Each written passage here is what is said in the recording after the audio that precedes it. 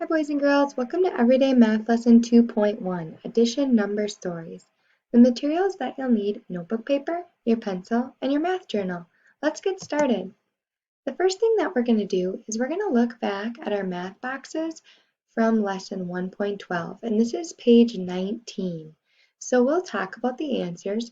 If you notice that you have any mistakes, please fix those with your pencil and eraser. So when we're looking at question number 1, it says fill in the missing numbers. So they gave us 135. We should have had 136, 137, and 138. For question number 2, fill in the oval next to the numbers that are in order from smallest to largest. So just looking at the first one, I can see that's not in order. That has the biggest first. If I look at the second one, I can see it has 29, 86, 103. Notice how it has the smallest number, then the middle number, and then the biggest number. Where the other two, this one, these two should be flip-flopped, and for the last one, it's starting with the middle number. For question number 3, write the amount. So if I have a quarter, that's 25, then a dime would get me to 35, a nickel would get me to 40, 45, 50, plus a penny to get me to 51. For question number 4, write odd or even for each of these. We know 4 is an even number. We could split 4 in half. 7 is an odd number. 10 is an even number. And 46 is an even number. We're really just looking at that 6. Since we know a 6 is even, then 46 is even number. For question number 5, write the arrow rule and fill in the missing frames. So I was at 55 and I went to 60. That lets me know that my rule is plus 5. So from 60, I go to 65, 70, 75, 80, and then 85. And for question number 6, fill in the blanks. We had 25, 35. Now I can see I'm counting by tens. Then I have 45, 55, and 65.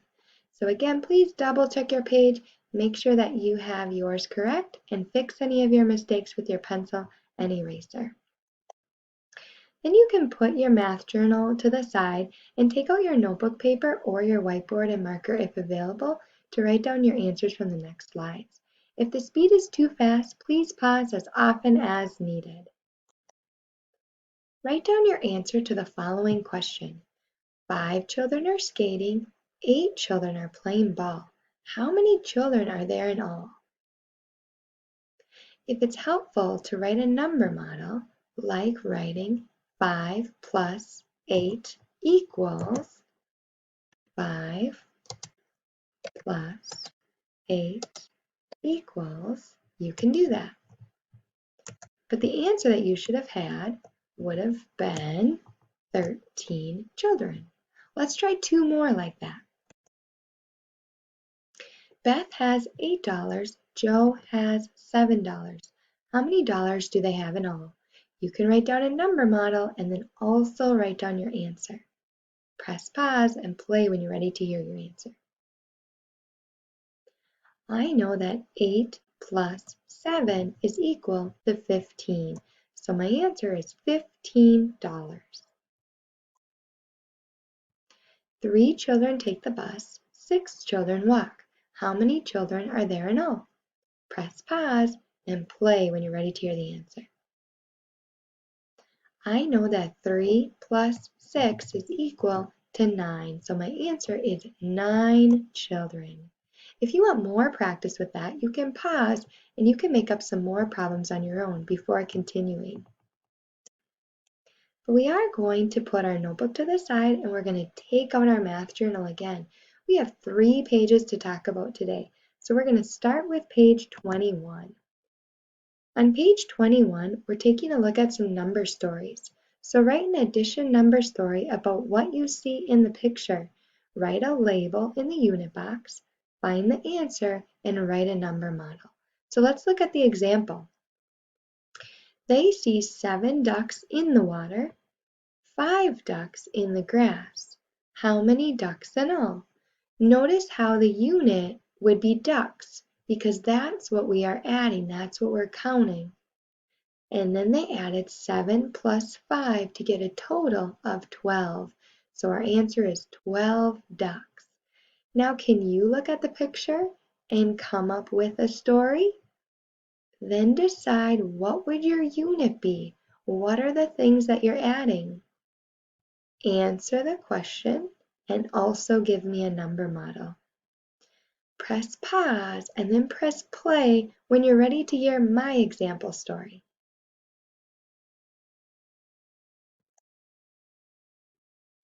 Boys and girls, there's quite a few stories that you could come up with using this picture. I decided to take a look at the kids and their t-shirts. So there are 5 kids with black shirts and 4 kids with white shirts. Now I'm trying to figure out how many kids in all. Notice how my unit is kids. And when I answer the question, then I said 9 kids, and my number model was 5 plus 4 equals 9. Now you maybe had the same story that I did, but you maybe had something completely different, and that's okay too. Just double check and make sure that your unit is matching your story and that your number model and answer are correct.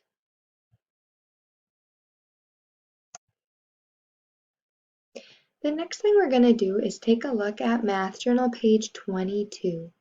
And with this page, you're filling in the white boxes of your number grid. So the boxes that are shaded in a little bit darker, probably blue in yours, you do not have to fill in those. Just fill in the white boxes. If you could do that for both the top and the bottom, and then press play when you're ready to check your answer.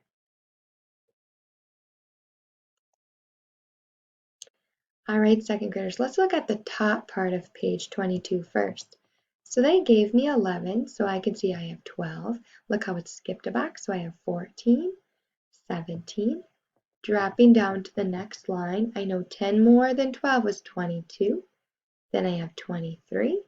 It skipped a box, but then I have 25. And again, notice how I'm not filling in everything. I'm just filling in the white boxes. 10 more than 22 is 32. Then I have 34, 37, and 39. If I'm going too fast, please pause as often as needed. I have 41, 43. So I know that I have 46 because I have 2 boxes in between. And then 50. And for the last row with the top box, I have 51. And then it skips a few. I have 54, 55, 56, and then lastly 60. The next thing I'll talk about is the bottom half of the box. So if you didn't finish the bottom half yet, please press pause, finish it, and then press play when you're ready to talk about the answers. For the bottom half of the box, we had 333, 335, 338. 10 more than 303 would be 343, 345, 347. Then I would have 351, 353, 356, 358, 360. 362, it skips a couple, but then I have 365, 367, and for my last row, 371, then it skips and I have 374, 375, and 380. If you're noticing that you had any numbers wrong, please fix those with your pencil and eraser. If you have any questions with the number grid puzzle, please ask your classroom teacher. The last thing that we're going to do today is look at our math boxes, and this is page 23. So we'll talk about the directions, then I'm going to ask that you complete the page on your own. When you're all done, take a picture and add the picture to Seesaw for your classroom teacher. We will go over this page in our next video. Question number 1 says, 6 apples are red, 5 apples are green. How many apples in all? If you can write down your answer right here and then give me the number model, like giving me the numbers and then saying either plus or minus and equals. Boys and girls, for question number 2, if you want to use a calculator, you can. Otherwise, you can just use your brain. But I want you to show 14 and pretend that the 1 key is broken. So again, see if you can come up with 2 different ways to show 14 without using a 1. And I bet you can do this with just using your brain today.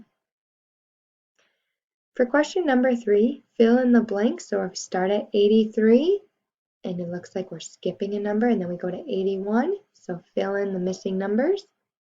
For question number 4, use less than or greater than. If you look at this one, we have this problem, we're going to maybe see different answers. So what you need to do is decide what number you want to plug in first. Let's say that I want to plug in a 2. If I have a 2 and I'm adding 8 plus 2, which equals 10, then I would know that 15 would be greater.